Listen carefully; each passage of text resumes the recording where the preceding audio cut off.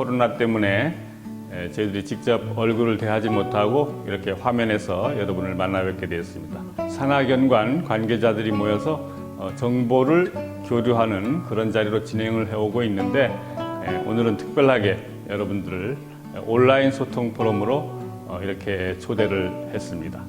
산학융합원은 아시다시피 제주도의 산학협력, 교육과 정보 교류 그리고 R&D의 거점 기관으로서 역할을 하고 있습니다.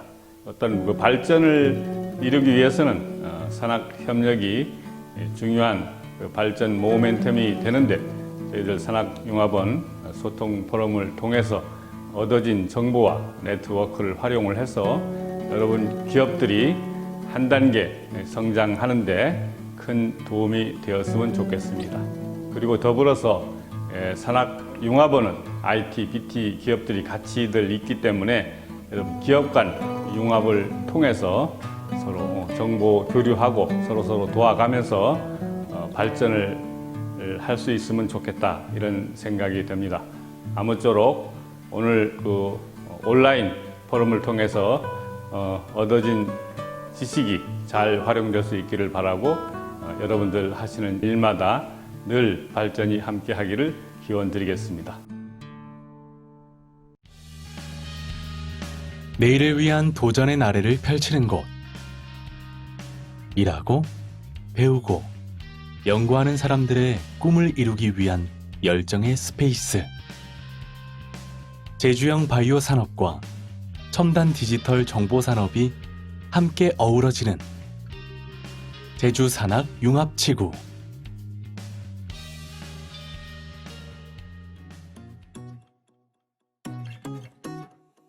제주 산학 융합원은 한라산 자락에 자리 잡은 제주 첨단과학기술단지를 중심으로 미래형 산학 협력 공간인 제주 산학 융합 지구를 조성하였습니다.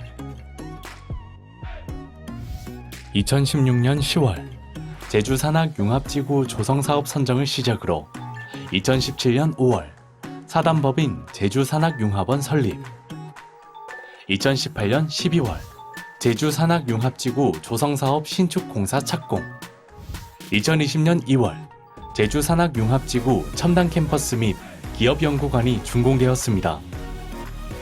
그리고 2020년 8월 기업 연구관 19개 기업 24개실 1차 입주가 완료됐으며 제주대학교 첨단 캠퍼스 설립 승인되었고 제주관광대학교 산업단지 캠퍼스 설립 승인되었습니다.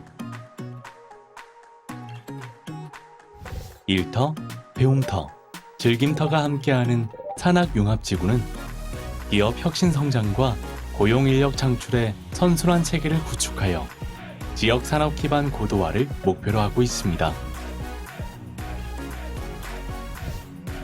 빠르게 변화하는 시대의 흐름 속에서 중요한 것은 능동적 변화.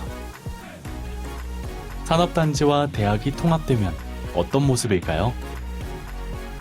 회사 안에 학교 교실 같은 게 있는 느낌? 학교에서 배우면서 모르는 게 있으면 이제 교수님들한테 물어볼 수도 있지만 바로 기업분들한테 물어보면서 취미로 하거나 아니면 일로 배우거나 그렇게 하는 게 될 것 같습니다.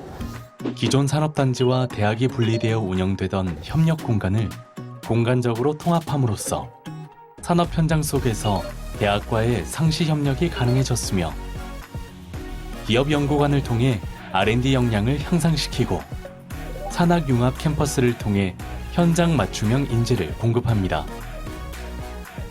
뿐만 아니라 산업단지와 대학이 공간적으로 통합되면 현장 밀착형 산학융합 교육 및 공동기술 개발을 위한 환경이 조성되어 산학협력이 보다 활성화될 것입니다. 이는 제주 산학융합원이 목표로 하는 기업과 대학이 상생하는 산학협력의 선순환 발전 모델입니다. 제주 산학융합지구 내 첨단 캠퍼스에는 제주대학교 화학 코스메틱스 학과, 식품영양학과, 컴퓨터 공학 전공, 제주관광대학교 멀티미디어 게임과가 이전하여 교과 과정을 이수하고 산업체 맞춤형 기술인재 양성을 위한 산학공동 R&D 역량 강화 프로그램, R&D 연계 현장 맞춤형 교육 등이 진행됩니다. 기업연구관에는 BT-ICT 첨단사업 관련 기업연구소가 입주하여 일하고 배우는 문화 형성과 함께 기업의 실질적인 기술 경쟁력 강화 및 근로자 평생학습 프로그램, 중소기업 역량 강화 프로그램 등 다양한 기업 지원 프로그램과 산학융합 협력 네트워크와 더불어 제주 BT-ICT 산업의 지속 발전을 도모하고 있습니다.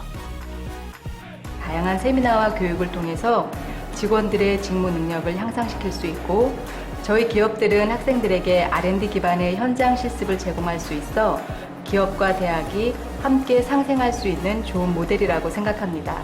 미국이 실리콘밸리에서 보듯이 산업의 혁신 성장에는 산학협력이 늘 함께합니다.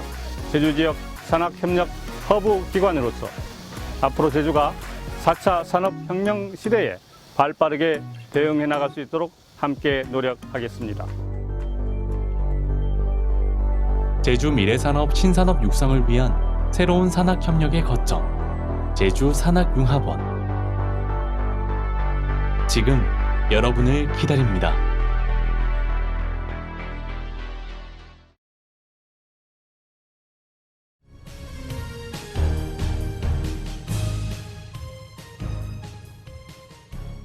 한국산업인덱스 허우석입니다. 오늘 말씀드릴 내용은 R&D 과제 지원을 위해서 신청할 사업계획서를 어떻게 작성할 것인지에 관한 작성 방법에 대한 설명을 좀 드리도록 하겠습니다. 사업계획서는 선정할 때 서면평가의 자료가 됩니다. 서면평가할 때 가장 중요한 것은 최종 목표의 제시가 적절했는가라는 부분입니다.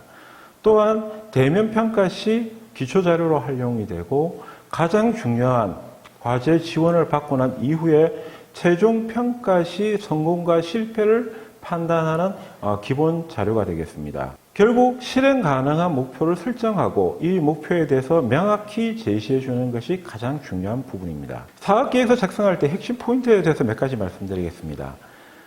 전체적인 사업계획서 내용이 유기적으로 연결되어서 진행되어야 합니다. 배경과 사업의 목적, 그리고 개발하고자 하는 기술에 대한 방법론, 측정 방법, 그리고 향후 사업화 계획까지 모든 내용들이 유기적으로 상호 연관성을 갖도록 연결을 시켜서 작성되어야 합니다. 두 번째는 명확한 추진 배경과 목적입니다. 이 부분이 가장 중요한 이유는 모든 사업은 사업의 목적이 있고 지원 대상이 있습니다. 그래서 그 목적과 우리가 작성해서 제출하는 사업 계획서에서 제시하고자 하는 배경과 목표가 정합성이 있어야 된다는 부분입니다. 그리고 세 번째는 작성하실 때 항상 생각하셔야 될 게 내가 평가위원이라면 어떻게 바라볼 것인가라는 관점에서 해주셔야 됩니다. 그래서 사업 계획서를 보고 사업의 목적과 하고자 하는 내용이 잘 파악이 될 수 있는가라는 부분을 관점에서 봐주셔야 되고요. 그러기 위해서는 기술적인 영역과 기술 내용을 구체적으로 제시를 해야 됩니다. 여기서 중요한 요인은 이미 지원한 과제와의 중복성이 있는지를 반드시 체킹을 해야 합니다. 그래서 우리가 독창적이다 또는 차별적이 있다는 부분이 제시가 돼야 되는 거죠. 다섯 번째는 이러한 내용을 우리가 잘 할 수 있다. 우리는 이걸 지원해주면 충분히 할 수 있는 역량을 갖고 있다는 부분을 제시하는 부분입니다. 마지막으로는 참여기관이나 위탁기관이 있다면 이 기관들의 역할이 정확하게 어떻게 되어 있고 어떤 역할을 수행할 것이냐에 대한 업무 분장을 명확히 제시해 줘야 합니다. 사업계획서의 작성 요령에 대해서 말씀드리겠습니다. 기술 개발에서 일반적으로 지원되는 범위입니다. 밑에 그림을 봐주시면 지원 범위라고 사각형으로 되어 있습니다. 즉 실험 및 시제품 제작 단계까지가 지원 범위입니다. 앞단에서 기초 선행 부분에서 해당하는 기초 연구는 지원 대상이 아니고요. 이미 실용화, 사업화되어 있는 부분에 대해서는 지원 대상이 아닙니다.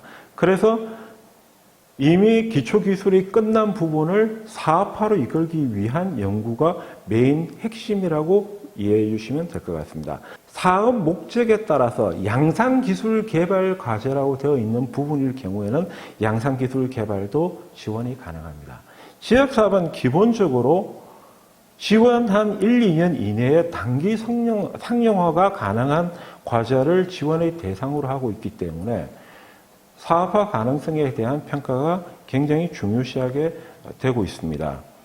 업종으로 보면 제조업을 비롯한 서비스업은 가능합니다만 서비스업 중에서 유흥, 임대, 일반 서비스 업종은 지원이 되지 않습니다. 그리고 이미 기개발되었다든가 이미 지원을 받았다든지 단순한 성능 개량이라든지 주관기관의 역할이 부족한 위탁형, 과도한 위탁형 과제는 평가 시 제외될 가능성이 매우 높다고 보시면 될 것 같습니다. 사업계획서의 주요 흐름 시나리오에 대해서 말씀드리겠습니다.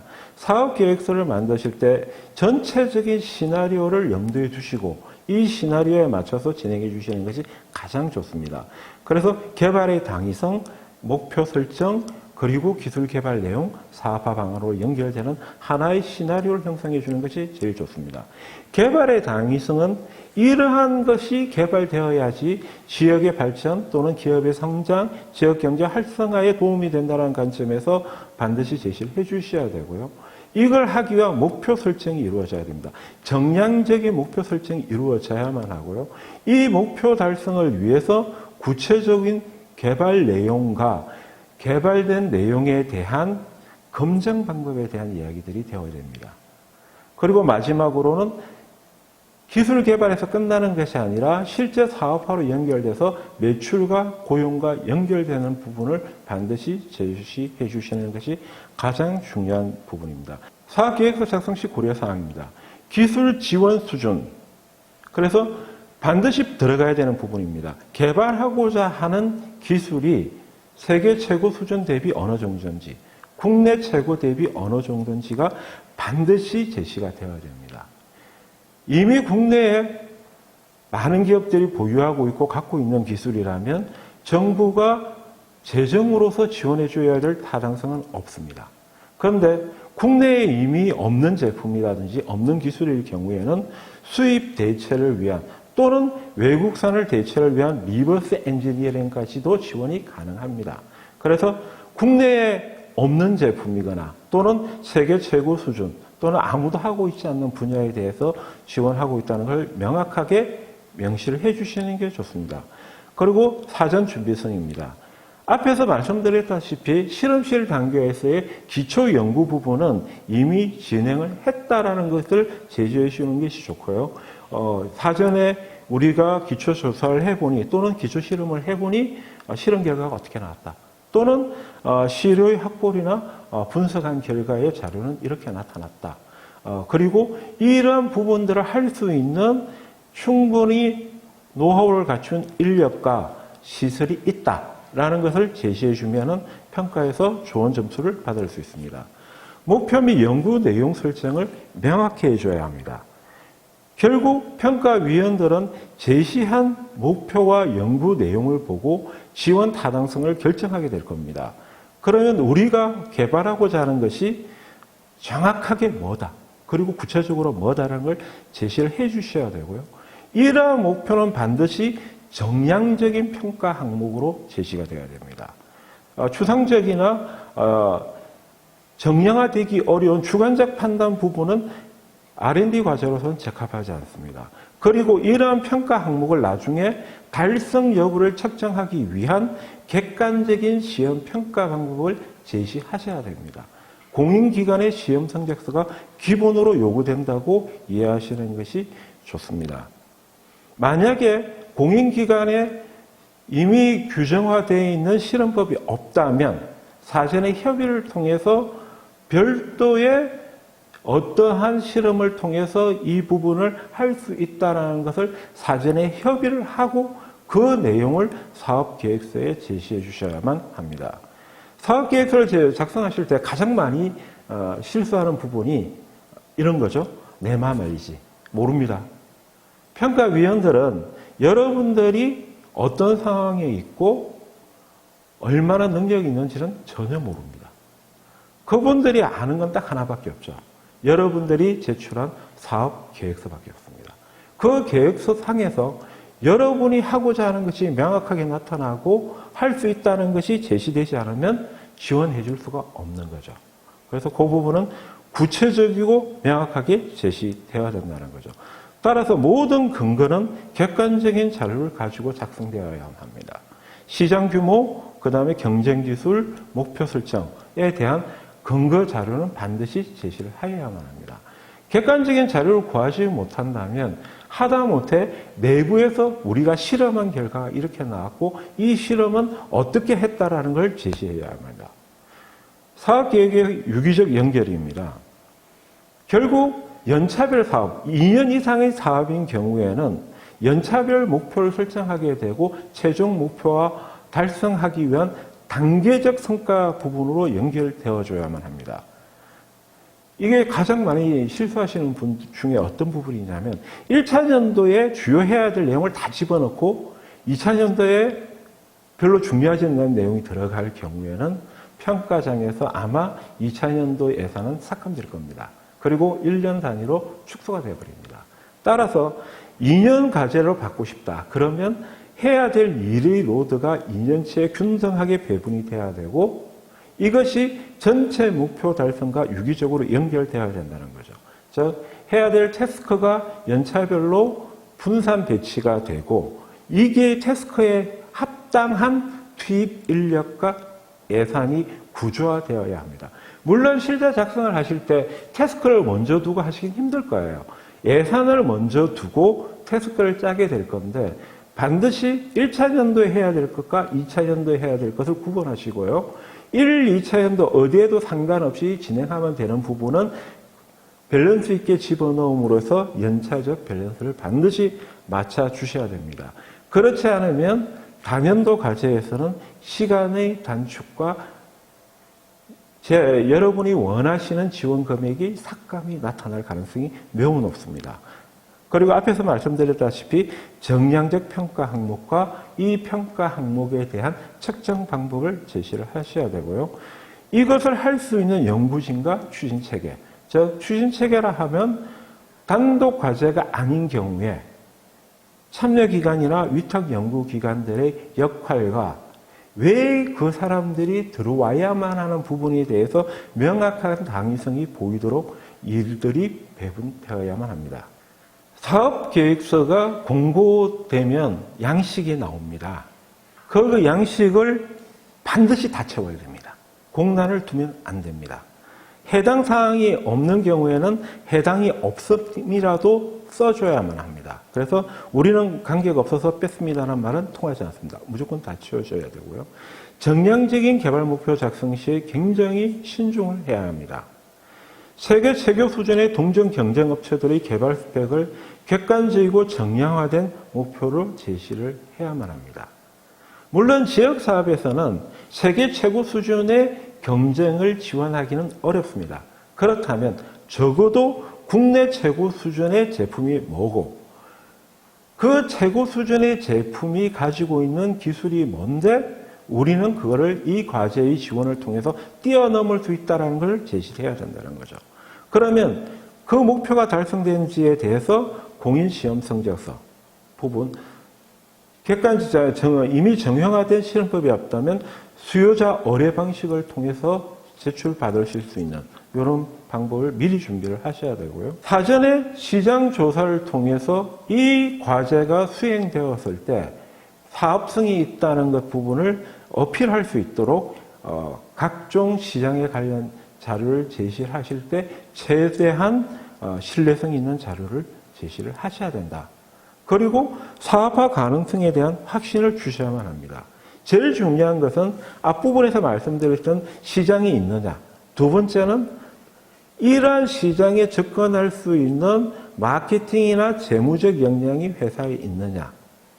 그 다음에 거래선이라든가 기존의 영업 역량이 있느냐. 이 부분을 반드시 어필을 하시면 평가하는 분들이 과제를 위한 과제가 아니라 진짜 사업화로 연결되어서 기업 성장으로 연결되겠다라는 확신이 들도록 준비를 해주시는 것이 좋습니다. 기술개발 사업비 작성 원칙에 대해서 좀 말씀을 드리겠습니다. 정부 지원 과제는 기본적으로 100% 국가에서 부담하지 않습니다. 지원받는 기관이 부담을 해야 합니다. 그걸 우리는 민간 부담금이라고 합니다. 대부분 지역 사업일 경우에 70% 정도 국비가 지원이 됩니다. 70%만 돈을 주고 나머지 30%는 민간이 부담을 하셔야 되는데 이 30%를 다 현금으로 부담하는 것이 아니라 현물 플러스 현금입니다. 지역 주력 R&D가 있고 지역 스타 기업 R&D가 있는데 둘 다 똑같습니다. 정부 출연금은 총 사업비의 70% 이하로 편성하게 되어 있고 2년에 연 2억씩 이렇게 지원이 가능합니다. 민간 부담금은 총 사업비의 30%로 편성하는데 이 30% 중에 40% 이상을 현금 부담하시면 됩니다. 즉, 총 사업비 100%로 보면 12%를 현금으로 부담하시면 됩니다. 그래서 이 부분에서 반드시 중요한 것이 이것이 현금으로 지원이 가능하냐 아니냐, 현물로 잡는 기준이 뭐냐에 대해서 반드시 인지를 하시고 사업비 편성을 해주셔야만이 나중에 문제가 안 생깁니다. 제일 많이 문제가 되는 것이 바로 직접비 부분입니다. 기존 직원들, 국공립대학에 계시는 분들, 이분들은 사실은 공무원이죠. 이런 부분의 인건비는 이미 이 사업이 아니더라도 인건비가 나가고 있는 사람들이기 때문에 이분들의 인건비는 현금으로는 안 되고 무조건 현물로만 편성하게 되어 있습니다. 현금이 가능하다면 현금을 이 사람들 인건비가 현금으로 우리가 들어간 겁니다라고 하고 현금 납부를 줄여도 되는데 그렇지 못하다는 거죠. 단 예의가 있습니다. 기업을 하는 경우에 밑에 표를 보시면 일반 제조업과 지식 서비스업이 있고요. 인력 구분에서 기존과 신규가 있습니다. 신규 인력을 채용을 하게 되면 이 신규 인력이 받는 임금만큼 기존 인력의 임금을 현금으로 계산해도 됩니다. 우리가 이 과제를 주시면 연구진을 한 명을 뽑아서 수행하겠습니다. 이 사람 인건비가 4천만 원입니다. 그러면 이 4천만 원과 그리고 기존 인력의 인건비 4천만 원에서 8천만 원을 현금으로 계산할 수 있다는 겁니다. 즉 R&D 과제를 하실 때 신규 인력을 뽑게 되면 앞에서 제가 말씀드린 현금 부분이 상당 부분이 해결이 가능합니다. 그렇게 진행을 하는 것도 상당히 좋은 방법이다라고 말씀을 드린 거고요. 신규 인력의 기준이 있습니다. 신규 인력은 여러분한테 지원 공고가 나올 텐데요. 공고일 6개월 전에부터 고용한 사람이 됩니다. 우리가 5개월 전에 한 명을 뽑았는데 이 과제에 들어갈 거야. 그러면 이 인력을 신규 인력으로 잡고 이 인력의 인건비는 현금으로 계산할 수 있다는 거죠.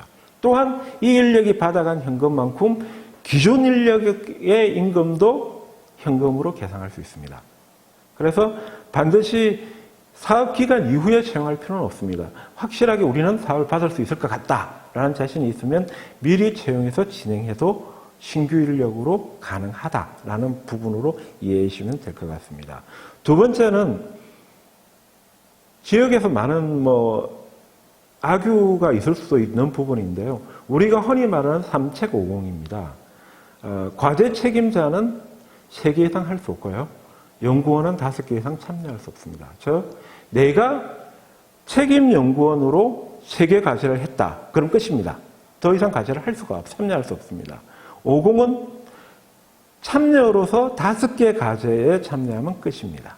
그래서 3책 5공이라서 반드시 과제에 참여하는 인력이 다른 국가 R&D 지원 사업에 참여했는지를 확인하셔야 됩니다. 그런데 지역의 중소기업 같은 경우는 이 부분이 크게 문제는 안 되는 걸로 알고 있습니다. 직접비 부분입니다. 연구 장비 재료비 R&D 중에 상당히 큰 비용입니다. 실제 R&D를 진행할 때 필요한 장비가 있다면 그 장비를 살 수 있습니다. 국가 비용으로. 그러나 단 그 장비가 왜 필요한지는 반드시 소명이 돼야 되고 선정평가 때 평가위원회에서 인정을 받으셔야 됩니다. 그래서 이게 양날의 검일 수 있습니다. 전체 과제 비용 중에서 장비 구입비 비중이 너무 크다면 이것은 R&D 과제가 아니라 장비 구입 지원 과제가 되어버립니다. 그래서 평가위원들이 선정해서 제외시킬 가능성이 높습니다. 그래서 반드시 고금을 하셔야 되는데, 물론 그렇다고 뭐 3천만 원, 4천만 원짜리 장비는 뭐 큰 무리는 없을 것 같은데, 또 하나 조심하셔야 될 것이, 이런 R&D 과제를 하시다 보면 노트북을 산다, 패드를 산다, PC를 산다 그러시는데, 이거는 연구 장비가 아닙니다. 범용 장비입니다. 범용 장비이기 때문에 노트북이라든가 패드라든가 PC는 다 비품으로 들어갑니다. 그래서 비품 구입비 한도 내에서 사면 모르겠지만 연구 장비 재료비에는 편성할 수 없습니다. 법령이기 그렇습니다. 물론 특정 PC 같은 경우에는 시스템이라든가 연구 과정에서 픽스되어서 전용으로 사용되어야 되는 부분이 있을 수 있습니다. 그럴 경우에는 연구 장비로 얘기할 수 있습니다. 그렇지 않고 그냥 연구원들이 보고서 쓰고 또는 뭐 분석도 하고 뭐 이렇게 쓰는 장비다. 그러면 연구 장비라기보다는 비품입니다. 그래서 비품에 해당하는지 장비에 해당하는지는 잘 생각을 하셔야 된다는 부분이 있습니다. 그리고 재료비, 전산처리비, 시작품 제작비 등이 다 이쪽에서 직접비로 편성할 수 있습니다. 단 재료비 부분에서는 조심하셔야만 합니다. 저희들이 평가하고 다니다 보면 문제 과제가 가장 많이 발생하는 부분이 바로 재료비 부분입니다. 실제로 필요한 이상의 물량을 발주를 하고 이것을 생산해서 사용하는 경우가 많이 발생합니다. 그래서 반드시 재료비에 대해서는, 매입한 재료에 대해서는 장부 관리가 되어야 하고 이것이 어떻게 사용되고 관리되고 있다는 것을 정비해 놓으시는 것이 가장 좋습니다. 그렇지 않으면 나중에 여러 사람이 피곤한 거죠.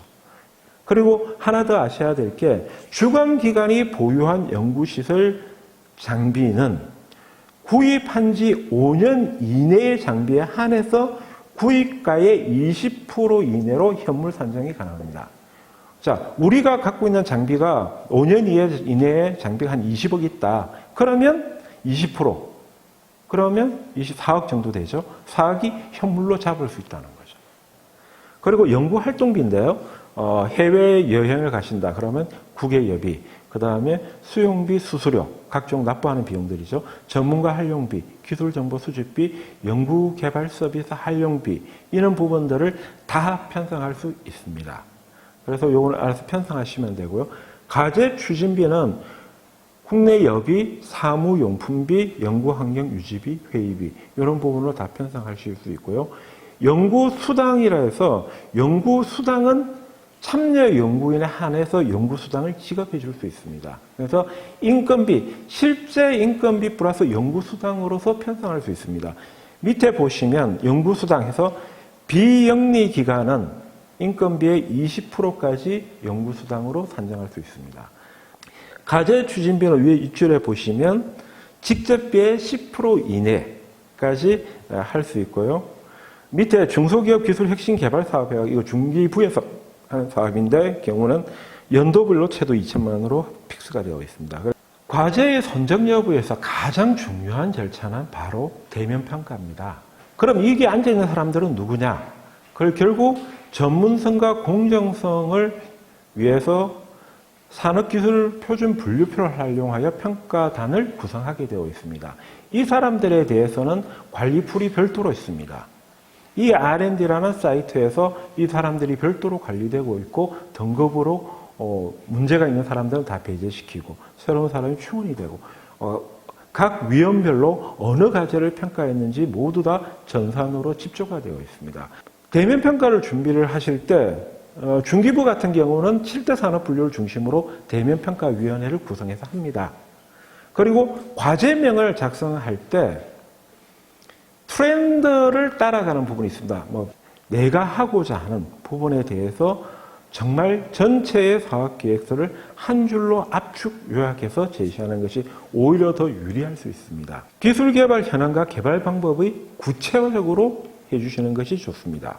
특히 특허와 관련된 선행조사를 반드시 하셔가지고 오시는 것이 좋습니다. 변리사한테 맡기면 많은 돈을 요구는 하지 않습니다.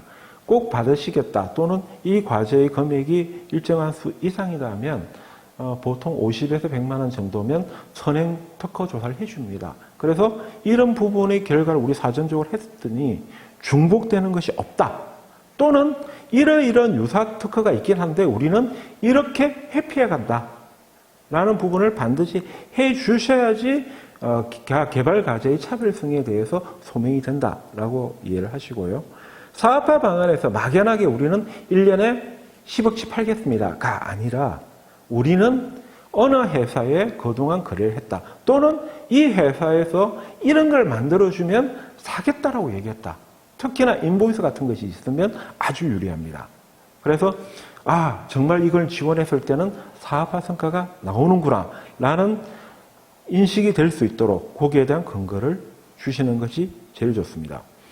그리고 사업계획서, 대면평가 때 발표한 내용, 그리고 사업화 이것이 유기적으로 체계적으로 연결되어야만 합니다. 저희들이 평가를 하다 다니다 보면 평가위원하고 싸우시는 분이 있어요. 내가 얼마나 전문가인데 내가 당신보다 더 잘 알아. 그 부분에 대한 자긍심이 있다는 건 저도 알지만 그 부분에 대해서는 반드시 내 자긍심보다는 설득과 이해가 준비하다. 그리고 두 번째는 예상되는 질문을 미리 뽑고 여기에 대해서 자료 준비는 반드시 하셔야 됩니다. 그리고 답변은 최대한 간결하고 자신감 있게 해주시는 게 좋습니다. 간결하게 해주셔야지 한정된 평가 시간 내에 모든 의문되는 부분을 해소할 수 있고 신뢰성을 줄 수 있습니다. 두 번째는 자신감이 없으면 기술적인 부분에 대한 역량이 떨어지는 걸로 보일 수 있습니다. 그래서 자신감 있게 얘기하셔야 됩니다. 세 번째는 과제 책임자는 대면 평가장에 반드시 오셔야만 합니다. 과제 책임자가 안 온 경우도 저도 몇 번 봤습니다.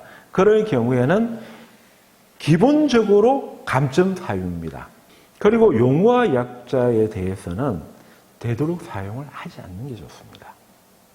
하셔야 된다면 풀어서 설명을 하고 쓰시는 게 좋습니다. 지원받고자 하는 기업의 주력 사업과 연관성이 높을수록 좋습니다. 왜냐하면 자기가 하고 있는 일에 이 과제를 얹으면 이 기업이 성장하겠네. 또는 이 개발이 되면 기존의 사업을 하고 있으니 사업화가 잘 되겠구나 라는 확신을 심어줄 수 있습니다. 다수 기간이 들어오는 과제들이 꽤 있습니다. 이럴 경우에는 역할 분담이 명확해야만 합니다. 기간이 많은 건 절대 좋지 않습니다. 기간 수가 많다는 것은 어쩌면 연구 역량이 분산이 되고 사업비가 분산이 되어서 전체적인 과제의 추진의 동력이 떨어질 수 있다고 봅니다. 그래서 최대한 압축을 하고 각 기관마다 타 기관이 할 수 없는 고유의 역할들이 있을 때는 문제가 없습니다. 물론 참여 기관이 아니고 위탁 연구를 하는 것도 가능합니다. 위탁 연구를 할 때 예를 들어 전체 사업비의 30%를 쓰는데 위탁 연구다. 이렇게 하면 다 의심의 눈으로 봅니다. 소액이고 단발적으로 하는 경우는 위탁을 해도 아무런 문제가 없습니다. 그 다음에 평가 지원 제외 대상입니다. 제안서 다 쓰고 나중에 접수하러 갔는데 죄송합니다. 귀사는 지원 대상이 아닙니다. 이러면 황당하죠. 그래서 지원 제외 대상인지를 반드시 확인해야 됩니다. 그것은 사업마다 다릅니다. 그래서 사업 공고문을 반드시 미리 확인을 하시고 불투명한 부분이 있다면 공고기관에 연락하셔서 제외 여부를 확인하고 시작하시는 게 좋습니다. 그리고 공통적인 부분은 이겁니다. 기업의 부도 휴폐업, 그 다음에 금융기관의 채무 불이행이 있을 경우 또는 부채 비율이 1000% 이상, 10배 이상인 경우 단 창업 2년 미만의 신생기업은 제외입니다. 그 다음에 자본금이 전액 잠식이 있을 경우 부채 비율이 1000% 미만이고 완전 잠식이 아니더라도 경쟁 과제라면 선정되기가 상대적으로 어렵습니다. 왜? 자본 역량이 떨어진다고 보기 때문에 R&D를 성공하더라도 사업화를 추진하는 데 문제가 있을 거라는 거 판단하기 때문입니다. 다양한 과제를 평가하시다 보니 유사한 과제에 대한 평가를 한 기억들이 있는 부분들이 있습니다. 그래서 그분들이 분명히 저는 이런 거 지원했었는데 이거하고 뭐가 틀려?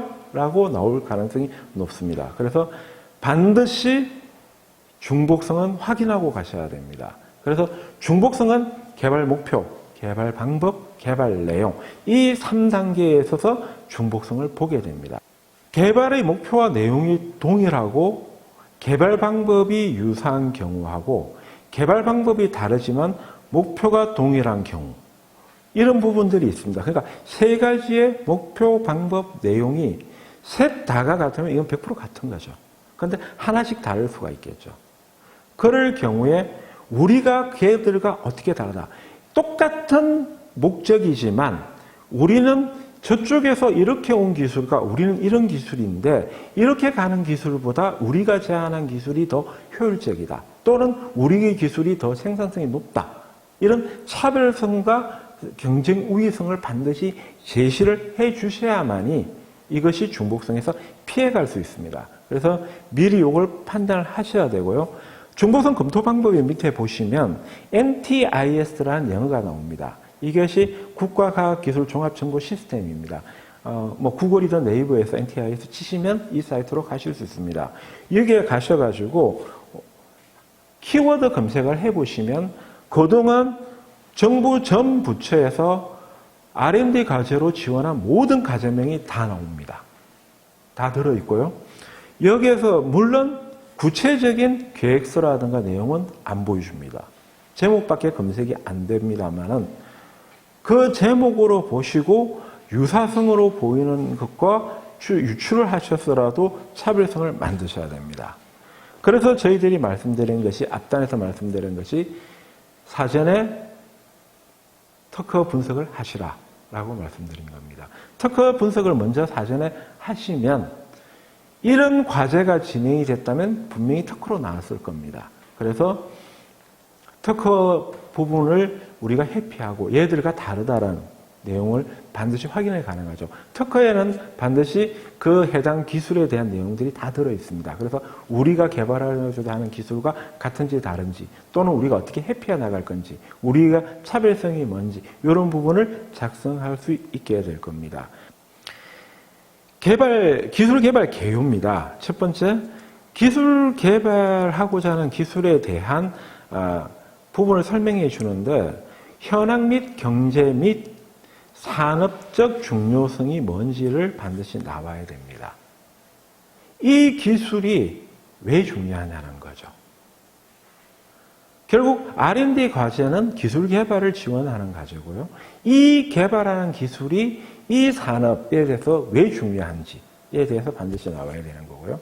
두 번째는 기술에 대해서 설명하기 위한 부분을 필요하다면 개념도 도면 또는 사진이 있으면 좋다.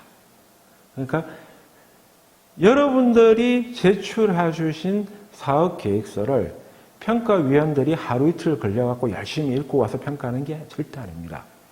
현장에 오셔가지고 당일날 7개에서 8개 과제를 평가합니다.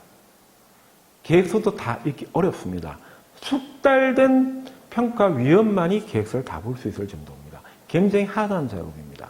그러다 보니까 그분들이 여러분이 제시한 사업계획서에 숨어있는 뜻을 찾아서 다 이해하고 평가해 주시라고 생각하시면 곤란하다는 거죠.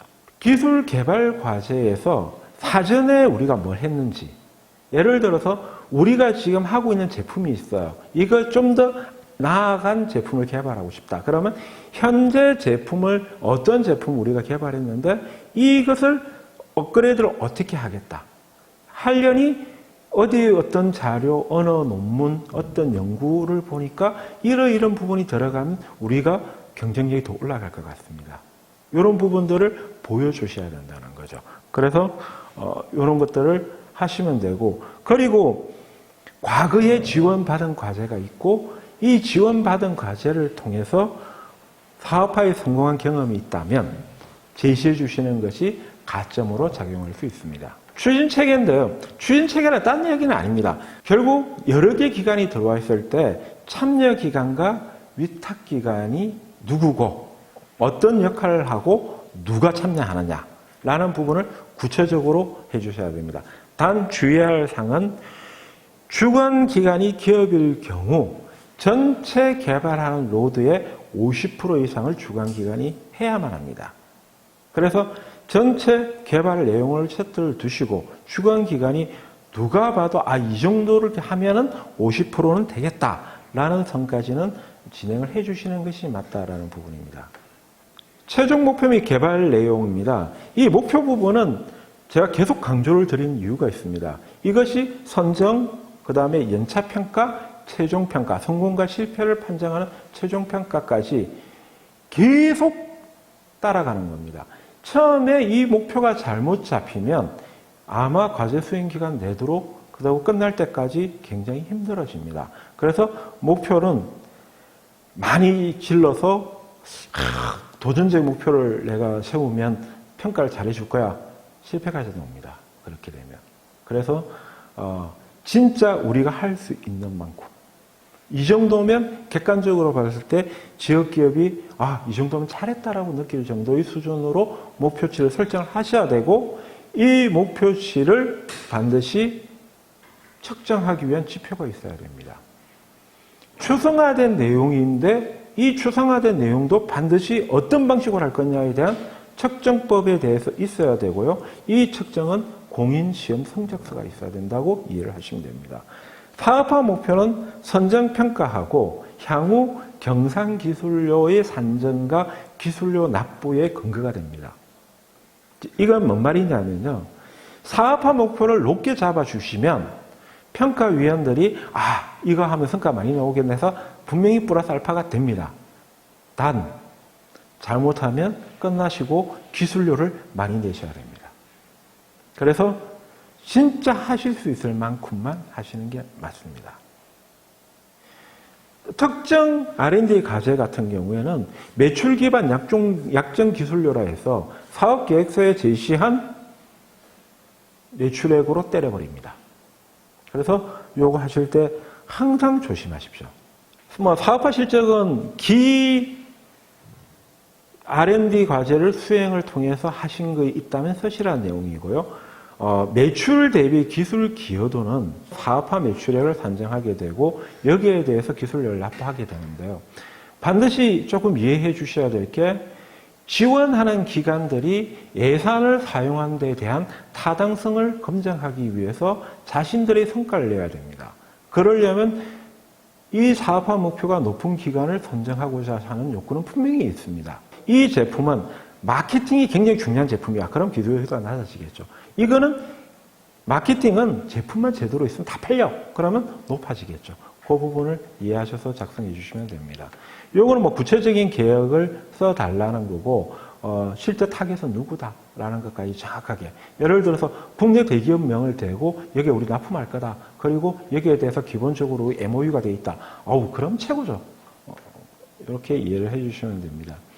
요거는 이제 연차별로 우리가 어떻게 할 거냐라는 부분이어서 사업화 전략이라고 되어 있는데 양식을 보시면 거의 사업화 계획과 똑같습니다. 즉 연차별로 예산 계획을 써달라 이런 부분입니다. 그래서 너무 지나치게 크게 쓰실 필요는 없고요. 객관적으로 타당한 수준으로만 써주시면 되고 제 같은 경우에는 추천드리고 싶은 것이 받는 금액의 5배 정도의 매출액 정도면 합리적이지 않을까라는 생각을 좀 합니다. 사업하러 가는데 공장이 필요하다면 어떻게 할 거냐? 라는 부분입니다. 우리가 공장을 세울 거냐? 아니면 위탁 생산을 하겠다든지, 이런 계획을 써주시면 되는 거고, 생산 계획은 얼마만큼 쓰겠다. 마케팅은 별도 마케팅을 위한 계획이 있다면 하겠다. 또는 다른 사업을 통해 지원 받겠다. 이런 계획이 있으시면 그걸 써주시면 되는 겁니다. 지역 발전도가 딴 것보다는 고용 부분이 가장 중요합니다. 그래서 이 사업이 돼서 과제가 되면 R&D 기간 동안 우리는 연구원 2명을 뽑을 거고요. 이게 양산으로 가면 생산 라인에서 품질 관리 몇 명, 생산 인력 몇 명, 그리고 판매 인력 몇 명이 우린 필요합니다. 그래서 이 정도 고용이 나옵니다. 이렇게 해주시면 굉장히 좋죠. 그 다음에 특히나 지역 내에 우리는 원재료를 매입을 해서 이걸 가공해서 지역 밖으로 판다. 그래서 지역에 있는 생산업자, 거래업자들과 동반 성장을 할 수 있다라는 그림이 나오면 더 좋은 결과가 있을 것 같습니다.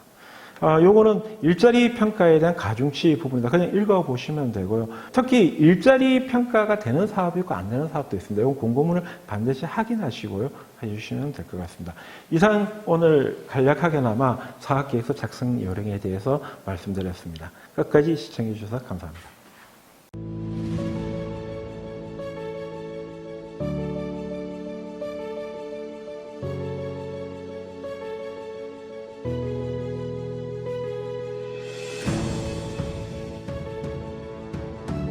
에포나는 당신의 피부를 촉촉하고 건강하게 바꾸어 드립니다. 에포나는 아름다움의 표현뿐 아니라 당신의 생활 속에서 보다 당당한 주인공으로 살아갈 수 있도록 당신에게 특별함을 선물합니다. 강력한 무기가 되는 당당함, 감춰진 내면을 부각시켜주는 긍정적인 마인드.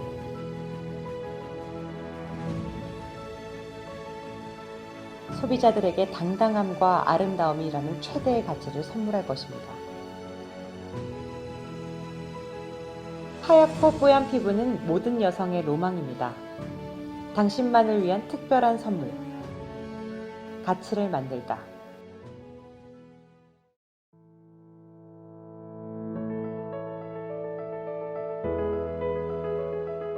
에포나는 2014년 동아일보 청년 창업드림 경진대회 입상을 시작으로 2015년 싱가포르 수출, 2016년 정부 연말 선물 선정, 2017년 GS25 PB 마스크팩 출시, 왓슨스 원리 캐릭터 4종 출시, 2018년 제주공항 면세점 입점, 유니버셜 바바 파파 캐릭터 6종을 출시하였고, 2018년 수출 유망 중소기업 지정, K뷰티 갤러리 입점, 갤러리아 명품관 입점, 롯데 면세점 입점, 2019년 유럽 인증, 베트남 화장품 인증, 2019년 카카오 선물하기 입점, 돌고 코로나 극복 캠페인 기부, 2020년 기업 부설연구소 설립, 벤처기업 인증, 배민상회 계약, 적십자 제주지사 업무 협약, 더 웰스 인베스트먼트 투자 유치까지 아름다운 가치를 만들기 위해 힘차게 달려왔습니다.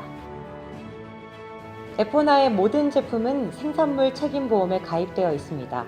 에포나 크림은 주름 개선과 피부미백을 개선하는 이중 기능성 제품으로 보습에 효과적인 마유를 사용하여 거칠고 건조한 피부에 풍성한 보습과 영양을 공급합니다.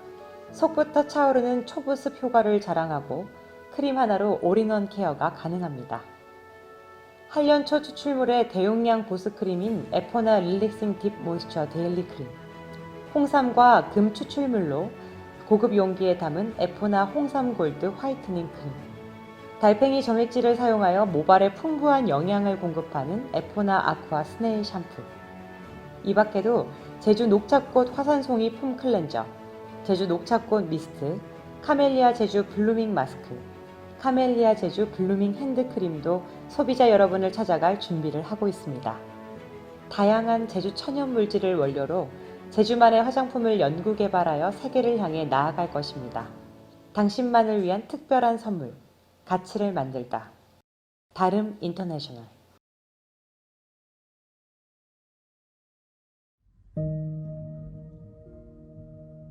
동안 주식회사는 천연자원을 활용하여 세계적인 화장품 브랜드를 만들기 위해 탄생하였습니다. 이를 위해 천연 화장품 브랜드인 한국의 으뜸이라는 뜻을 가진 마루안이라는 브랜드를 개발하고 중소기업청 첫걸음 R&D 사업으로 선정되어 수박줄기 잎으로 미백 소재 화장품을 개발하였고 산업통상부 지역주도형 사업에 선정되어 화장품 개발을 꾸준히 하고 있습니다. 특히 그동안 사업화되지 않았던 수박 지상부의 원료와 수국꽃 추출을 이용한 화장품 소재 개발에 박차를 가하고 있으며 제주 테크노파크로부터 섬 오갈피에 대한 기술 이전을 통한 제품 개발에도 최선을 다하고 있습니다. 마루안 영양보습 크림은 에뮤오일, 천연 보습인자인 베타인 트레알로스, 다양한 제주식물 추출물 함유로 피부에 탄력을 부여하고 칙칙한 피부를 밝고 매끄럽게 유지시켜주며 마르지 않은 보습을 선사하는 미백 주름 개선 이중 기능성 화장품입니다. 모이스처라이저 UV 크림은 MU 오일, 해조류 추출물, 녹차 추출물 함유로 수분 보충과 민감한 피부를 건강하게 케어해주며 촉촉하고 가벼운 제형으로 UVA와 UVB를 동시에 차단해주는 데일리 자외선 차단제입니다. 마루안 바오 모이 트러블 케어 2종 세트는 제주 원료 및 MU 오일, 로즈마리 추출물, 버지니아 풍년화 추출물, 감국 추출물, 호장근 뿌리 추출물 등을 함유하여 트러블 케어에 도움을 줍니다. 바오 에멀전은 MU 오일과 호 오일을 함유하여 흡수가 빠르고, 모이토너는 피부 안심 액상 제형으로 끈적이지 않고 흡수가 빠르고 여드름성 피부에 적합합니다. 제주 수박 핸드크림은 제주도 신엄리에서 재배한 제주 수박줄기, 감태, 토 추출물 등을 함유하여 건조하고 거칠어진 손 피부에 풍부한 보습 효과와 영양을 공급하여 부드럽고 건강한 손 피부로 가꾸어주는 보습 핸드크림입니다.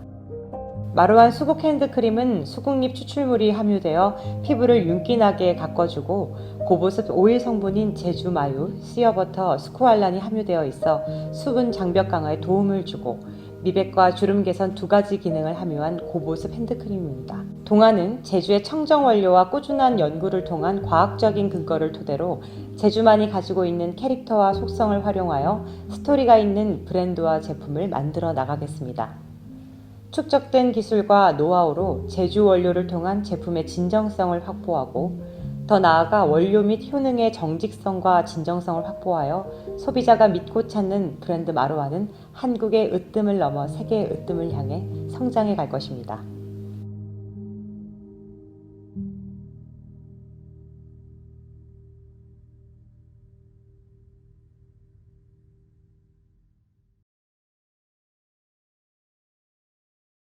피부의 평온을 찾다. 더 퓨어 로터스. 더 퓨어 로터스는 항산화 기능이 뛰어난 제주 백년잎을 주 원료로 한 글로벌 비건 뷰티, 클린 뷰티 코스메틱 브랜드입니다.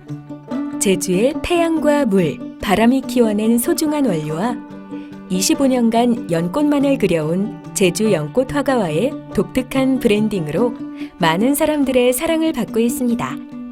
약재나 차로도 음용되는 백년잎은 뛰어난 항산화 기능과 함께 철분, 비타민C, 칼륨, 탄닌, 칼슘, 식이섬유 함유량 또한 높아 피부 미용뿐 아니라 혈액순환, 철분 보충, 각종 독성 물질에 대한 중화작용에도 탁월한 효과가 있는 건강한 재료입니다.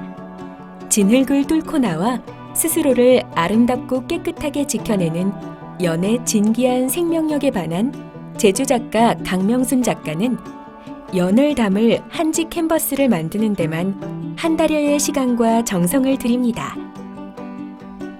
진흙 속에서만 피어나던 연은 작가의 캔버스, 한지에서 다시 피어납니다. 그리고 더 퓨어 로터스와 만나 또 한 번 새롭게 피어나는 연. 진정한 아트 콜라보레이션 브랜드입니다. 정제수 대신 연꽃잎 추출물을 다량 함유시켜 피부 자극 및 피부 스트레스를 완화시키고 진정시켜주는 제주 연꽃잎 에센스와 에센스 로션, 제주 연꽃잎 추출물을 포함한 보테니컬 콤플렉스가 함유되어 지친 피부에 활성화 에너지를 전해주고 피부 장벽 강화에 도움을 주는 제주 연꽃잎 리바이탈라이징 크림, 제주 연꽃잎 오일 세럼은 정화작용이 뛰어난 제주 연꽃잎 추출물을 포함한 제주 보테니컬 컴플렉스 함유로 약해지고 생기 잃은 피부에 활력을 주는 제주 연꽃잎 오일 세럼, 연꽃잎 추출물과 알로에베라잎 추출물이 함유되어 있는 진정 세럼으로 자외선 등으로 자극받은 피부의 스트레스를 완화, 진정시켜주는 연꽃잎 알로에 진정 세럼, 연꽃잎 추출물이 함유되어 있는 디톡스 슬리핑 팩으로 다음날 아침 촉촉하고 윤기 있는 피부를 선물하는 연꽃잎 슬리핑 팩. 이 밖에도 제주 보테니컬 pH 밸런싱 클렌저, 제주 연꽃잎엔 동백 미스트, 더 퓨어 로터스 연꽃잎 마스크, 제주 보테니컬 선크림, 제주 보테니컬 아이크림, 연꽃잎 샴푸 등 다양한 제품을 출시하고 있습니다. 제주 연꽃잎 추출물을 비롯한 보테니컬 원료와 착한 성분 사용으로 한국을 비롯한 미국, 유럽 등의 프리미엄 시장에서 많은 사랑을 받고 있습니다.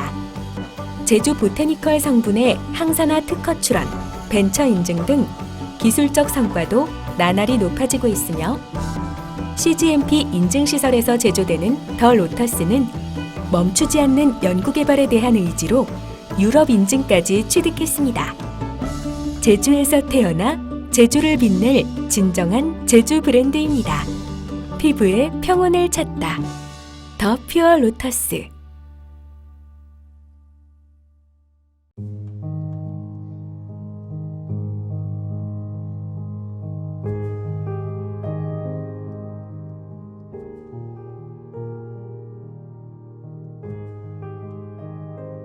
전기차 충전 운영 서비스, 전기차 폐배터리 반납 관리 서비스, 그리고 스마트팜 운영 서비스 등 최첨단 ICT 서비스를 제공하고 있는 매티스 정보를 찾아왔습니다. 지금 저와 함께 만나보시죠.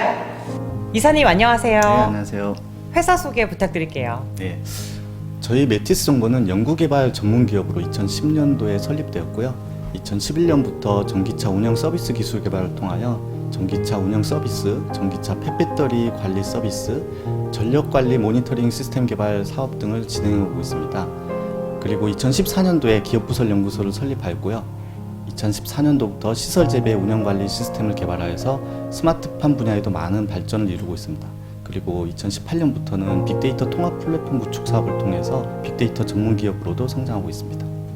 10년 동안 정말 많은 활동들을 하셨는데요. 매티스 정보가 하는 구체적인 업무가 어떤 게 있을까요? 네, 저희는 EV 차저 운영 플랫폼이라고요. 전기차 충전기 운영을 위하여 데이터 연계 및 제어 미들웨어 기술을 보유하고 있습니다. 그리고 LBS 데이터 분석 가공이라고 전자지도 기반 위치 정보 제공을 위하여 알고리즘 및 자동 지도 편집 기술을 보유하고 있습니다. 그리고 또 스마트팜 시설 운영 플랫폼 TTA 표준 프로토콜을 기반하여서 제어 및 관리가 가능한 시설 작물 재배 운영 플랫폼을 개발하였으며 식물 병해충 감지를 위한 바이오 센서 제작 기술을 보유하고 있습니다. 다양한 IoT 장비들을 운영하기 위한 경량 데이터 처리 미들웨어 기술을 보유하고 있습니다. 고객들에게 드리고 싶은 말씀이 있으시다고요? 네, 고객이 보유하는 서비스에 그치지 않고요. 고객 비즈니스에 도움이 되는 분야별 전문화된 서비스를 제공할 것이고요. 고객 비즈니스의 최적의 기술을 매칭할 수 있도록 매티스 정보가 늘 함께하겠습니다. 새로운 변화를 통해 고객의 성공을 목표로 하는 매티스 정보의 멋진 미래를 응원하겠습니다. 매티스 정보 파이팅! 자연과 오랜 지혜로 만드는 아름다움. VS 신비. VS 신비는 수년간의 노력의 연구개발로 건강과 아름다움을 동시에 해결할 수 있는 방법이 무엇인가 고민 끝에 자연의 선물과 선조들의 지혜를 모아 천연 발효 한방 화장품을 개발하여 국내를 비롯하여 해외 수출을 하고 있습니다.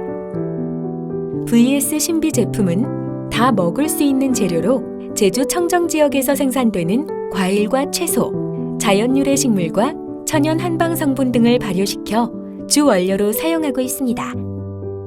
VS 신비 천연 발효 한방 화장품은 100만 분의 1ml 나노 입자로 되어 있어 피부의 흡수가 아주 빠르고 피부의 림프 흐름을 좋게 하여 노폐물 배출을 돕고 피부의 흡수력과 보습력이 뛰어나 피부가 촉촉하고 리프팅에 탁월하여 건강한 피부, 탄력 있는 피부, 생기 있는 피부로 다시 태어나게 합니다.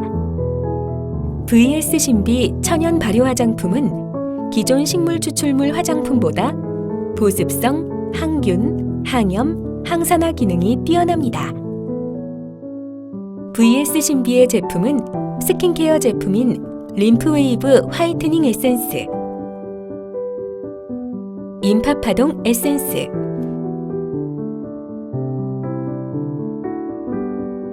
VS 신비 에센스, 림프웨이브 에센스, 에너지 세럼, 멀티 에너지 크림, 에너지 링클 세럼, 스네일 에너지 크림, 스네일 펩타이드 크림이 있고 림프 관리 제품, 메이크업 제품과 헤어 제품이 있습니다. 일반 화장품보다 발효 화장품의 보습, 탄력의 우수성이 입증되면서 고객들의 호응은 나날이 높아져 왔습니다. VS 신비 천연 발효 한방 화장품은 국내는 물론이고 해외로도 수출되고 있습니다. 중국, 베트남, 카자흐스탄 등 해외 수출이 80% 이상을 차지하고 있을 만큼 해외 시장의 반응은 뜨겁습니다. VS 신비의 임직원과 연구원들은 더 좋은 제품, 고객이 만족하는 제품을 개발하기 위해 노력을 멈추지 않았습니다. 고객들의 사랑이 그 노력을 증명해 주었습니다. 앞으로도 VS 신비는 산학융합 기업체로서 대학교와 공동 연구 개발로 신기술 개발 등 더 좋은 제품으로 고객과 함께 하겠습니다. 고객과 함께하는 기업, 미래를 함께하는 기업, VS 신비.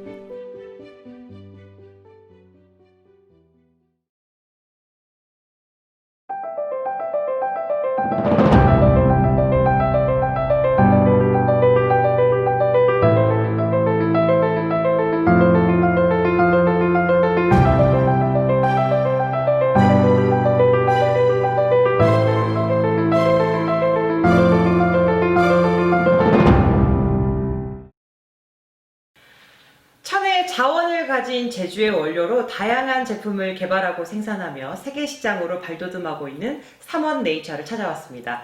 대표님 안녕하세요. 네, 반갑습니다. 회사 소개 부탁드릴게요. 네.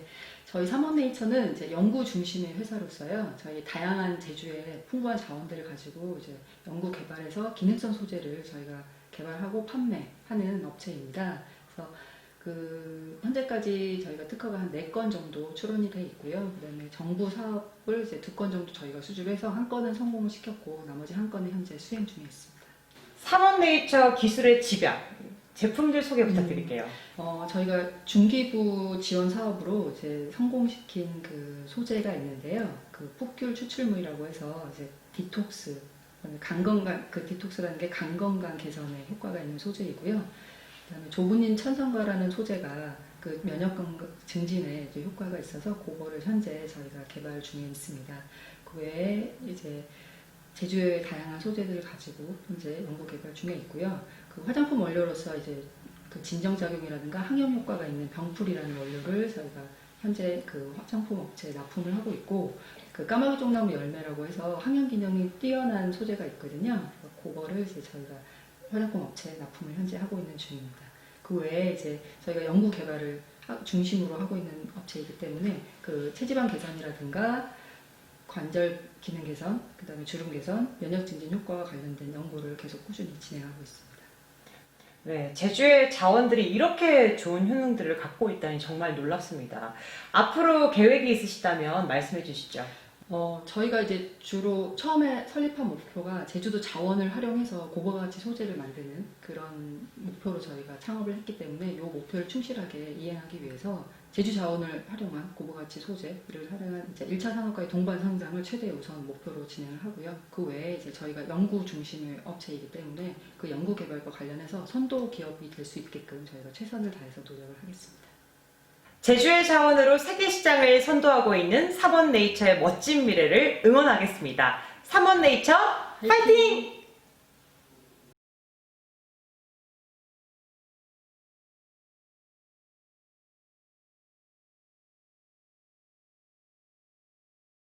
세상을 아름답게, 사람을 아름답게.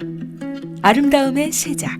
아미 코스메틱은 끊임없는 혁신을 추구하며 고객에게 진정한 아름다움을 이룰 수 있도록 최상의 피부 솔루션 제공을 위해 도전해왔으며 서울시장 사회공헌 표창, 발명의 날 대통령 표창 및 국무총리 표창, 2천만 불 수출의 탑 대통령 표창, 국제 발명대전 수상 등으로 공로와 기술력을 인정받아왔습니다. 아미 코스메틱은 천연물 유래 다기능성 소재 개발, 신규 유용 미생물 분리를 통한 천연 발효 소재 개발, 제주 지역 식물 자원을 활용한 원료 개발 등 다양한 자체 기술력을 바탕으로 다수의 국제과제 수주 및 130여 건의 지식재산권 확보를 이루어냈습니다. 더마 및 내추럴 브랜드 아미 코스메틱은 차별화된 브랜드를 보유하여 부가가치를 높이고 있습니다. 트렌드에 맞춘 이노베이션 뷰티 시장을 선도하는 BRTC는 피부 건강과 환경, 윤리적 소비까지 지속 가능성을 고려한 클린 뷰티를 지향하며 특허 과학이 접목된 코스메슈티컬 브랜드 중심에 서 있습니다. 4단계 안전 솔루션 더마 브랜드 CL4는 효능을 극대화할 수 있는 세분화된 4가지 활성 성분을 접목하여 그 효과를 최적화하였습니다. 자연의 힘을 가득 담은 착한 화장품 퓨어 힐스는 자연의 순수함과 피부과학의 조화로 식물 자체의 영양분을 침투시켜 지치고 생기를 잃은 피부에 휴식을 제공합니다. 자연과 피부의 본질에 집중한 정직한 브랜드 SN허브는 자연 그대로의 식물수는 물론 연구와 개발을 통한 최상의 포뮬러만을 엄선하여 사용합니다.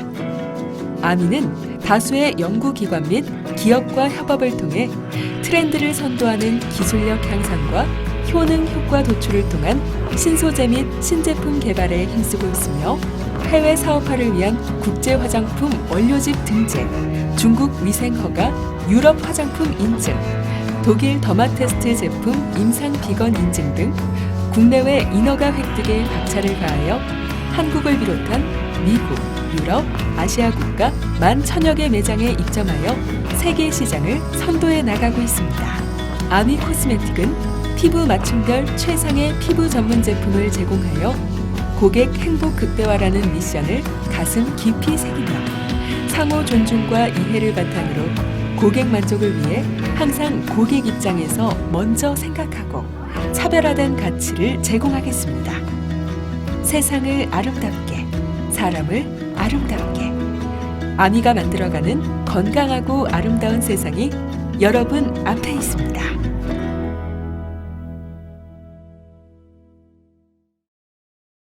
주식회사 웰리스라이프 연구소. 웰리스라이프 연구소는 순수 천연 원료만을 기초로 피부 문제를 해결하는 데 도움을 줄 기능성 천연 화장품을 연구, 개발, 제조하는 회사입니다. 아로마 25년 경력의 이학 박사 CEO를 중심으로 아로마 테라피 교육과 개발 분야의 경험, 기능별 블렌딩 노하우를 집약시켜 향기 블렌딩 컨설팅을 위한 향기 연구소를 운영하고 있으며 국내와 해외의 탄탄한 전문가 네트워크를 통한 협력 활동을 근간으로 독창적이고 과학적인 제품 라인을 생산하고 있습니다. 제조업과 제조 판매업, 맞춤형 화장품 조제 관리사의 모든 자격 요건과 환경을 보유하고 있고 피부는 물론 고객의 심리와 향기 선호도를 고려한 맞춤 모듈을 개발 완료하였고 맞춤형 화장품의 차별화 요소인 향기 개발 전문성을 보유하여 고객의 피부 분석을 위한 광학 디바이스 개발까지 완료하였습니다. 웰리스 라이프 연구소의 대표 브랜드인 식스드롭스는 천연 에센셜 오일이 갖는 효과, 특히 정신 효과와 그것이 피부에 영향을 미치는 메커니즘을 중시한 것으로 웰리스만의 독자적인 지식과 임상에 바탕을 두고 있습니다. 현대인의 요구에 맞는 혁신 제품인 마음에 바르는 화장품을 개발하여 유럽과 미국 전문가들의 호평 속에 국제적인 주목을 받고 있으며 2018년에는 동아시아 스파 연맹이 선정한 올해의 웰리스 브랜드상을 수상하였습니다. 식스드롭스는 페이셜 오일 4종, 바디 오일 8종, 천연 스크럽 3종, 여성 Y존 특별 세트 등 다양한 아로마 테라피 제품 라인업을 갖추고 있습니다. 아로마 응용 화장품 라인인 엔코스랩은 클렌저, 크림, 에센스, 토너, 헤어 미스트 등으로 구성되어 있는 응용 브랜드입니다. 식스드롭스와 엔코스랩은 100% 천연 유래 성분을 기반으로 제조된 화장품만을 공급한다는 철학을 고수하고 있으며 제주시 아라동에 소재한 본사 직영 매장을 방문하시면 전 제품 라인을 직접 체험해 볼 수 있습니다. 특히 아라동 직영 매장은 지역 최초로 맞춤형 화장품 조제 서비스를 개시하여 주목받고 있습니다. 친환경 화장품 전문 회사로서 웰리스 라이프 연구소는 천연 방식으로 준비된 순수 자연 원료만을 고집합니다. 웰리스 라이프 연구소는 산업계 동료 연구자와 학습자들과 많은 지식과 정보를 공유하고 있습니다. 이를 위해 전문 세미나를 개최하고 글로벌 인증교육 프로그램을 운영하고 있습니다. 또한 천연향기 전문 기업으로서 에센셜 오일 증류 장치들을 구비, 아로마 테라피 분야 전문가와 학생들이 토속 원료를 포함해 관심 있는 원료들로 직접 오일을 추출하는 실습을 할 수 있는 학습 투어 프로그램도 운영하고 있습니다. 웰리스 라이프 연구소는 4차 산업혁명 시대의 기술 진보와 소비 트렌드에 어울리는 개인 차별성을 겨냥한 제품 라인 구성으로 한국을 넘어 세계 시장을 향해 웅비하고 있습니다.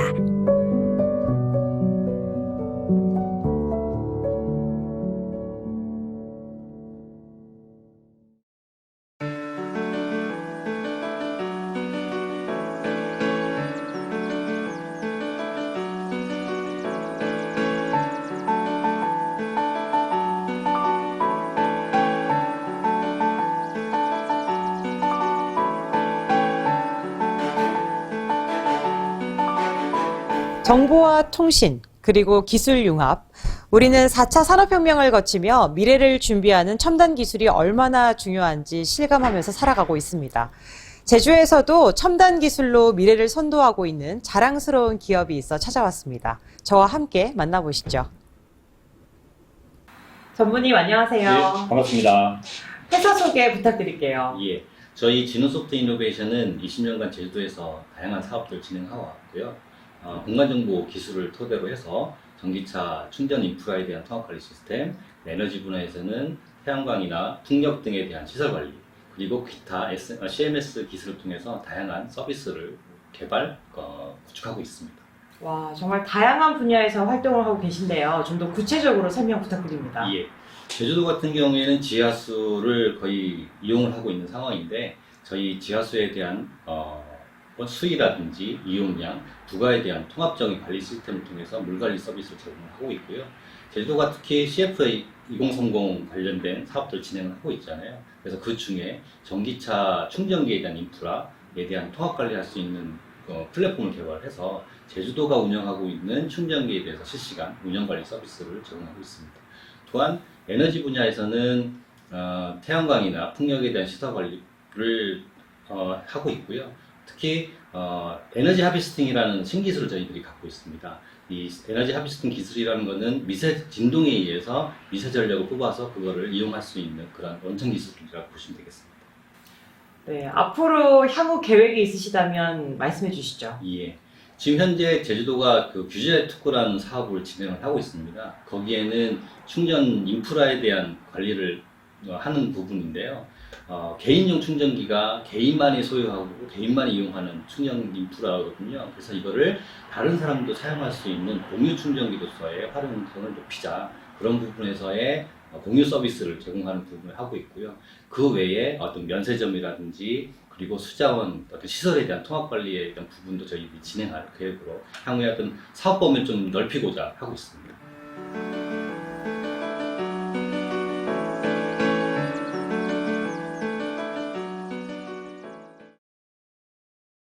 최첨단 바이오 기술 기업 큐젠 바이오텍.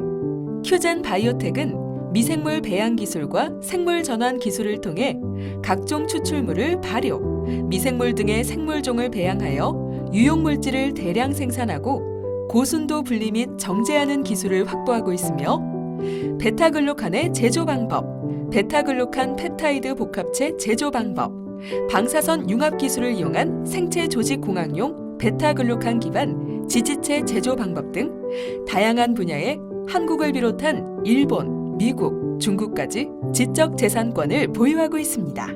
베타글루칸은 다당류의 일종으로 효모의 세포벽, 버섯류, 곡류 등에 존재하는 물질로 암세포를 직접 공격하지 않고 정상세포의 면역 기능을 활성화시켜 암세포의 증식과 재발을 억제시킵니다. 베타글루칸은 혈당 강화, 혈중 콜레스테롤 감소 효과, 체지방 형성과 축적을 억제, 항노화, 뇌일혈 위험 감소, 대장암 세포 방어 등 우리 몸의 전반적인 면역 시스템 증강의 효능을 갖고 있습니다. 베타9은 현재 코로나로 인한 공포가 전 세계를 강타하는 시점에서 면역에 대한 관심이 급증, 관련 제품의 소비 급상승 추세, 면역에 좋은 제품으로 이미 인지되어 있는 8종의 치마버섯 글루칸 힐을 더하여 개발된 건강 면역 음료입니다. 국내 최초 치마버섯 식품 원료 글루칸 힐, 치마버섯 균사체 배양물 함유, 차가버섯, 영지버섯, 꽃송이버섯, 만가닥버섯, 표고버섯, 새송이버섯, 느타리버섯, 팽이버섯, 국내산 버섯 원료 8종 추출물이 50% 들어있습니다. 무보존료, 무향료, 무색소로 더욱 건강하게 만들었습니다. 큐젠바이오는 식품사업, 의약품사업, 화장품사업, 의료기기사업, 동물용 제품사업까지 축적된 연구기술로 건강하고 행복한 인류를 만들기 위해 최선을 다하겠습니다.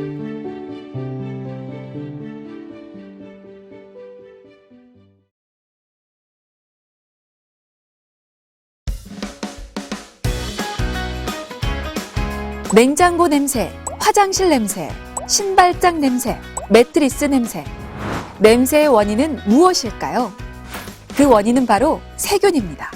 세균은 물론 곰팡이와 다양한 바이러스가 서식하기에 아주 적합한 공간입니다. 국립환경과학원에 따르면 이런 미생물성 실내 오염물질은 알레르기 질환, 피부 질환, 호흡기 질환 등 각종 질병을 유발시키고 특정 곰팡이는 가려움증, 습진, 피부 반점, 무좀 등의 증상도 일으킬 수 있습니다.